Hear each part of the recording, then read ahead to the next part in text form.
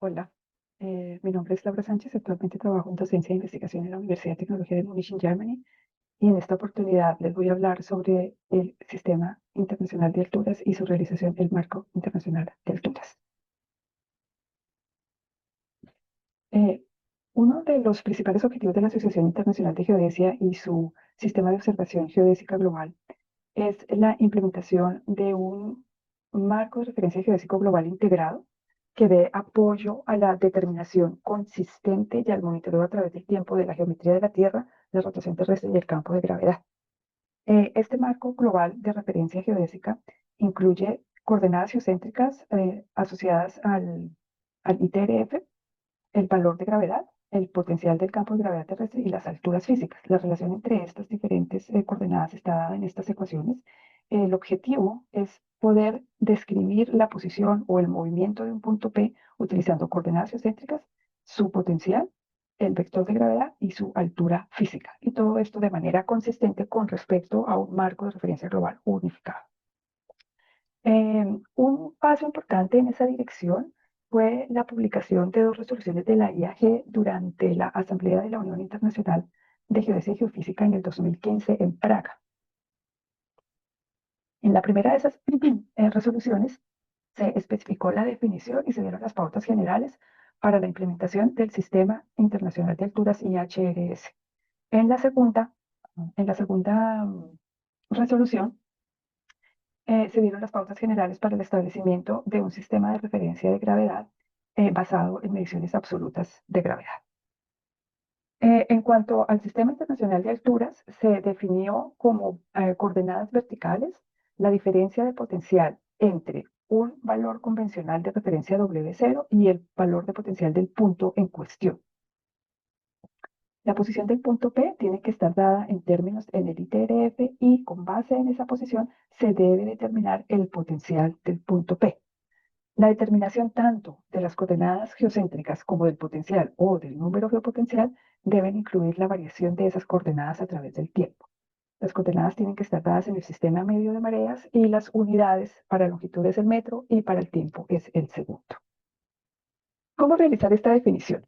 Un marco de referencia materializa un sistema de referencia de dos formas: mediante una realización física que corresponde a la determinación de puntos sólidos accesibles o instrumentos de operación continua, y matemáticamente mediante la determinación de las coordenadas de estos puntos de referencia.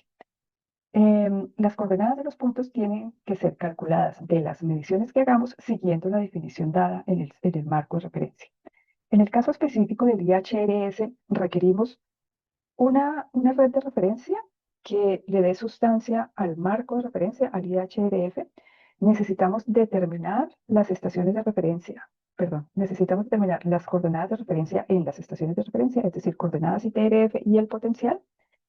Para ello debemos definir convenciones y estándares precisamente claras que aseguren la correspondencia entre la realización y la definición del sistema.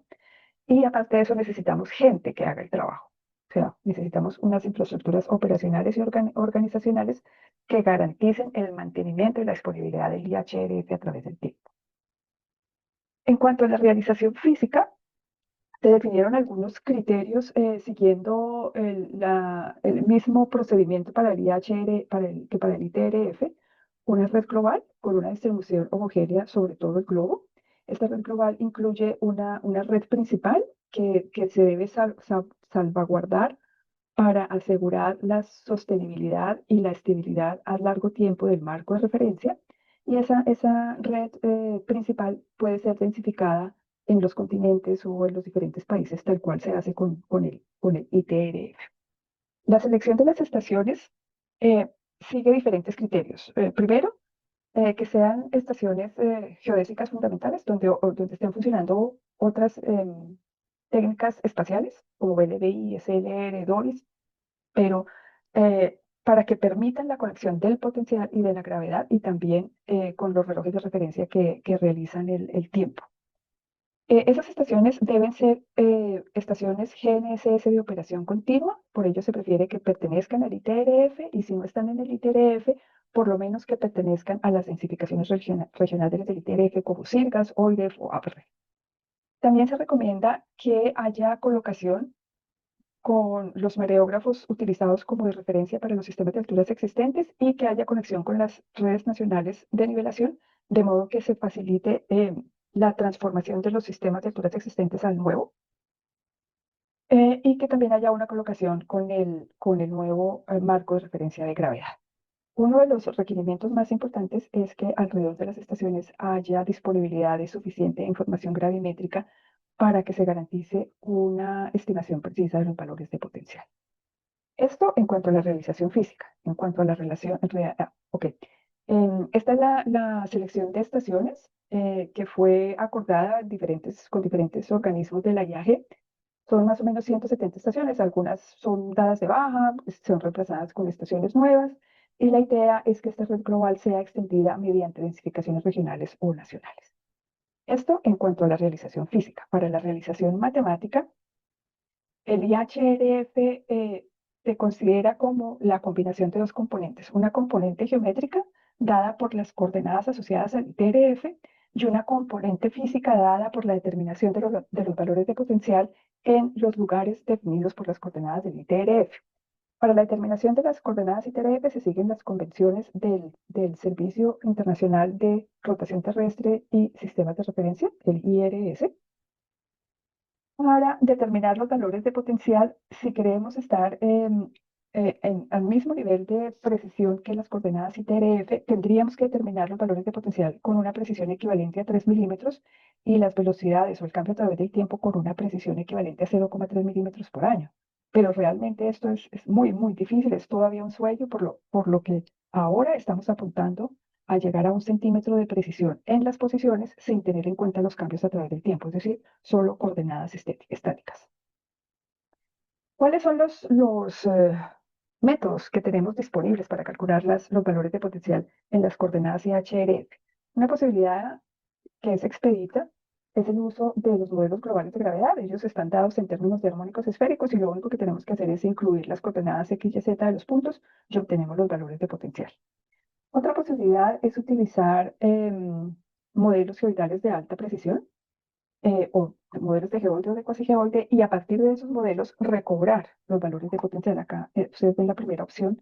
Esto es cuasi geoide. Si conocemos un valor de cuasi geoide en un modelo regional y conocemos el valor del potencial del elipsoide, podemos recuperar el valor de potencial en P o utilizando esta ecuación. Si tenemos un geoide, aquí está el geoide, podemos igualmente recuperar el valor de potencial.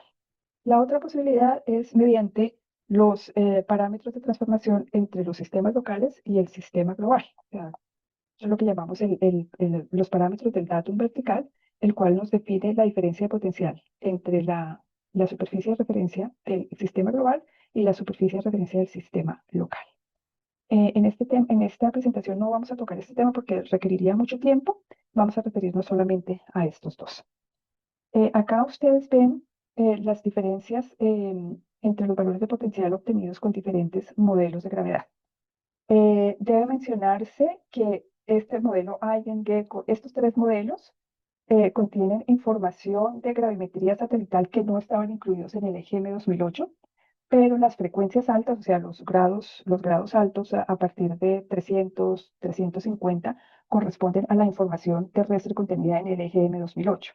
Por el contrario, este modelo, el Experimental Geopotential Model de 2019, incluye gravimetría satelital, pero también incluye una cuadrícula de datos terrestres de gravedad de 15 minutos por 15 minutos, que incluye mucho más información que la contenida en el EGM del 2008. Las diferencias son considerables dependiendo de uno u otro modelo. O sea, en algunos lugares estamos hablando hasta de 30 centímetros de diferencia. Esto se debe probablemente al inconveniente que genera el modelado de los efectos topográficos. O sea, ustedes ven que muchas de las diferencias grandes están asociadas a gradientes topográficos fuertes o en áreas marinas donde la resolución de la gravimetría satelital es muy baja. O sea, un satélite como GRACE o como GOES no alcanza a percibir los efectos en las islas porque son muy pequeñitas en área.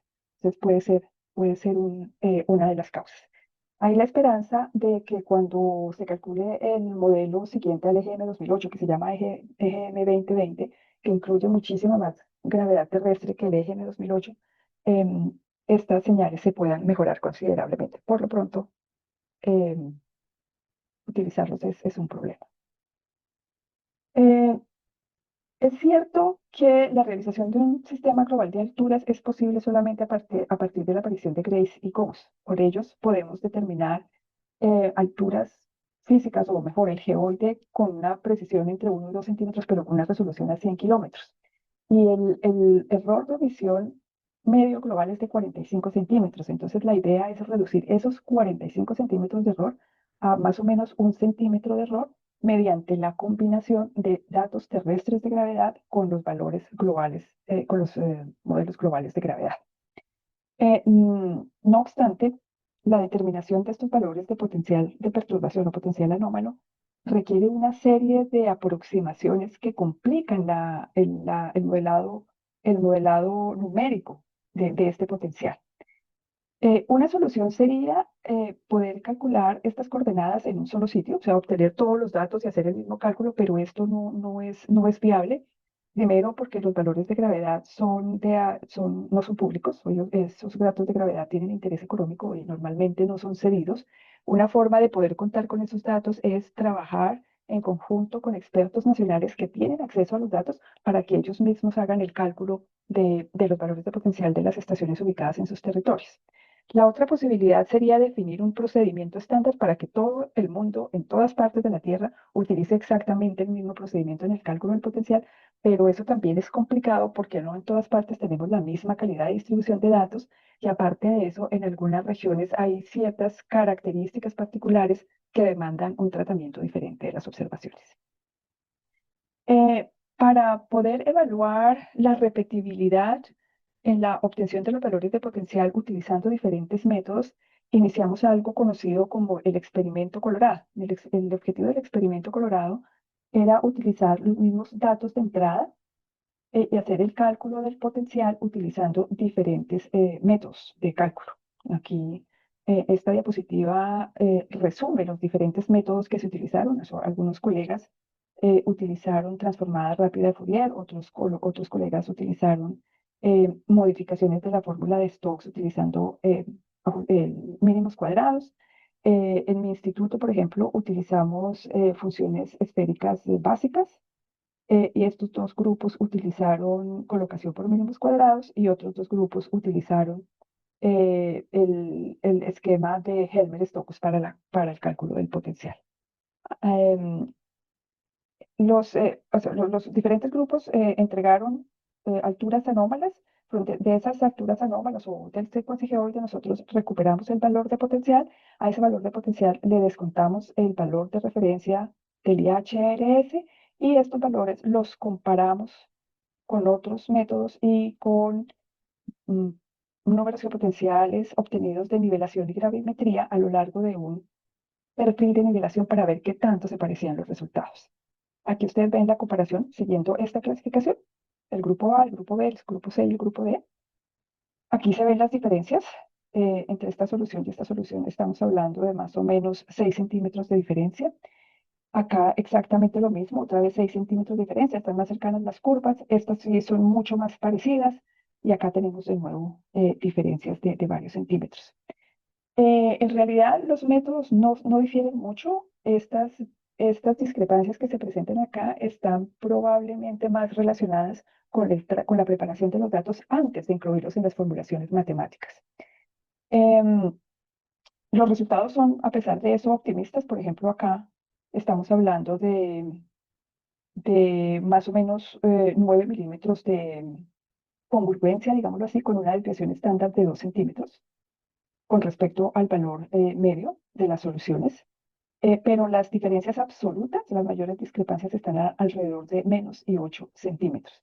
Y lo que es curioso es que las mayores discrepancias presentan una alta correlación con la topografía. Perdón, olvidé mencionar que esta línea negra acá representa la topografía del perfil de nivelación. Y ustedes ven acá que la correlación es bastante alta. Esto sugiere que debemos seguir trabajando un poco en, en el modelado de los efectos gravimétricos o los efectos de gravedad de las masas topográficas. Esta es la comparación entre las soluciones individuales con las diferencias de potencial obtenidas de nivelación, es decir, es lo que diferiría los modelos individuales si hiciésemos nivelación con nuestros modelos y la nivelación óptica obtenida. Y ustedes ven acá, por ejemplo, que esta solución amarilla presenta una diferencia hasta 3 centímetros. O sea, estas son unidades metros cuadrados por segundo cuadrado. Para tenerlo en unidades métricas dividimos por 10. Entonces ustedes ven que hasta una distancia de más o menos de 100 kilómetros, la mayoría de las estaciones, la mayoría de las soluciones presentan una consistencia de entre 1,5 y 3,5 centímetros. Hay otras soluciones que presentan mayores discrepancias y esto está relacionado principalmente con el tratamiento de las longitudes de onda larga en el cálculo de las soluciones. Y bueno, más detalles sobre esta comparación los encuentran en esta publicación. Allí se hace una comparación detallada de estos resultados. ¿Qué aprendimos de este experimento? Eh, que si en regiones donde no existe gravimetría terrestre o la gravimetría terrestre es de muy baja calidad, necesitamos utilizar los modelos globales de gravedad. Y allí tendremos precisiones de alrededor de 40 centímetros en la realización del IHRS. Estos 40 centímetros se pueden mejorar hasta 10 centímetros si incluimos más gravedad terrestre en el cálculo de los modelos globales. Y esta es la esperanza que tenemos con el nuevo modelo EGM 2020.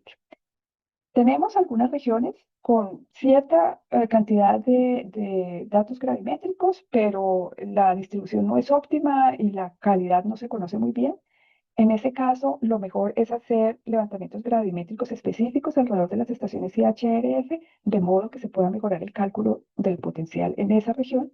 Y la otra posibilidad es que tenemos regiones con buena calidad y buena distribución de datos gravimétricos, y en ese caso podemos utilizar los modelos existentes de geoide o cuasigeoide para determinar los valores de potencial en las estaciones ubicadas en esas zonas. Basado en estos aprendizajes del experimento Colorado, hemos iniciado o hemos calculado la primera solución para el IHRF. Lo hemos hecho contando con los especialistas nacionales y regionales en el cálculo del geoide, y en aquellas regiones en donde no tenemos partners para el IHRF, estamos utilizando modelos de alta resolución.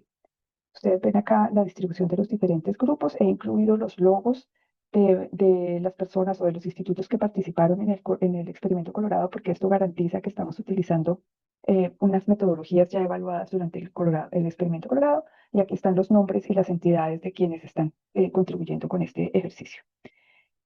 Para los sitios donde no tenemos ningún representante, pues estamos trabajando con modelos globales de gravedad y efectos de la topografía de modelos globales de topografía. ¿Qué hacemos aquí? Existen los modelos regionales de cuasigeoide y de geoide, y utilizando estas fórmulas lo que hacemos es recuperar el valor de potencial. O sea, la solución del IHRF se ve de esta forma: la estación, latitud, longitud, altura y el valor de potencial. A estos valores de potencial le sustraemos el valor de referencia del IHRF y obtenemos el número de potencial referido al IHRF. Aquí tenemos a modo de ejemplo los valores de potencial para las estaciones en Norteamérica. Estas son las diferencias entre el cálculo hecho por el Servicio Nacional de Geodesia de Estados Unidos y el Servicio de Geodesia de Canadá. Canadá utilizó un modelo de geoide, Estados Unidos utilizó un modelo de cuasigeoide. Y ustedes ven que las diferencias son realmente mínimas. Existen, claro, grandes diferencias. Por ejemplo, acá en esta zona, el modelo de geoide de Canadá no es tan bueno acá como el modelo de geoide de Estados Unidos. O sea, en las zonas extremas se presentan las diferencias mayores, pero en general estamos hablando de una diferencia de 1 centímetro. Perdón, esto es 1 milímetro. Esto es 1 milímetro y la precisión de 3 centímetros. Algo similar hicimos entre Alemania y el modelo continental de Europa. Para puntos similares, las diferencias son realmente mucho más pequeñas. Seguramente los datos de gravedad utilizados en Alemania están incluidos en el modelo europeo, pero son dos métodos diferentes y tenemos un cálculo redundante. Este es un ejemplo al otro lado de la balanza. Son dos modelos de geoide calculados utilizando el mismo software, los mismos datos, calculado por las mismas personas, pero variando el modelado de los efectos topográficos. Y aquí vemos que eso realmente es un factor de incertidumbre, porque de utilizar un modelado para los efectos topográficos, otro modelado, estamos obteniendo diferencias hasta de, no sé, 2 metros más o menos. Bien, con todo esto, este es el estado actual del IHRF, o sea, ya tenemos valores de gravedad para todos estos valores, todas esas estaciones que se ven acá.